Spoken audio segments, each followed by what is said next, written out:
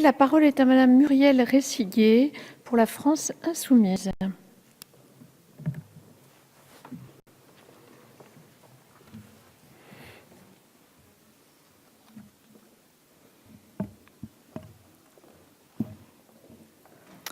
Madame la Présidente, Monsieur le Ministre, Madame la rapporteure, chers collègues, nous devons tant à l'école. L'école républicaine se donne pour projet de nous affranchir parfois du sceau de la famille et du conditionnement du milieu social et culturel. L'école a pour but de former des individus libres, des citoyens émancipés. C'est cela la confiance que notre nation place dans l'école. Cette confiance est pourtant ébranlée depuis des années par la reproduction sociale qu'elle ne parvient pas à enrayer. Or, votre projet de loi nommé « École de la confiance », Monsieur le Ministre, s'inscrit dans la lignée des textes qui tentent de désagréger l'école de la République. Le serpent libéral se love autour de l'école, prêt à l'étouffer au nom de la souplesse de fonctionnement et de la fameuse efficience. Vous savez faire mieux avec moins. Cette volonté se traduit par exemple par la création d'établissements publics locaux d'enseignement international. En réalité, c'est par élitisme que vous agissez en créant ces écoles, au lieu de mettre les moyens dans l'enseignement des langues, partout sur le territoire. Vous segmentez le système en créant des super écoles des langues qui concentreront autant d'élèves privilégiés.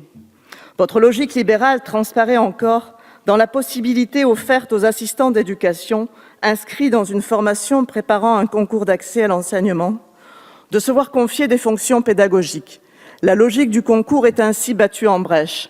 C'est le principe même de la fonction publique qui est mise à mal, avec de surcroît un danger de précarisation de ces assistants d'éducation exerçant une fonction d'enseignant sans en avoir le statut. De manière concomitante, vous avez récemment supprimé plus de 2600 postes d'enseignants. En même temps, la FCPE a enregistré depuis la rentrée plus de 30 000 heures d'absence de professeurs non remplacés de la maternelle au lycée. Vous marchez sur la tête. De plus, vous vous protégez derrière une volonté de bonne gestion des ressources humaines pour rendre possible des dérogations au statut de la fonction publique pour les corps des personnels d'éducation, des psychologues de l'éducation nationale, des personnels de direction et des personnels d'inspection.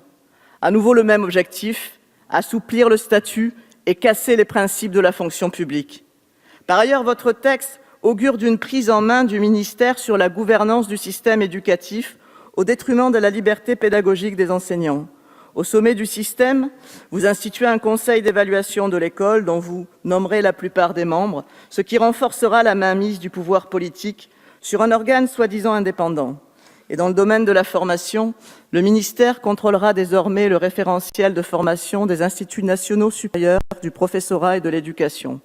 En l'état actuel du texte, la direction de ces instituts sera nommée sans proposition du conseil de l'école. Enfin, il y a plus grave. En parallèle, vous vous êtes attaqué en catimini cet été à l'égalité des diplômes.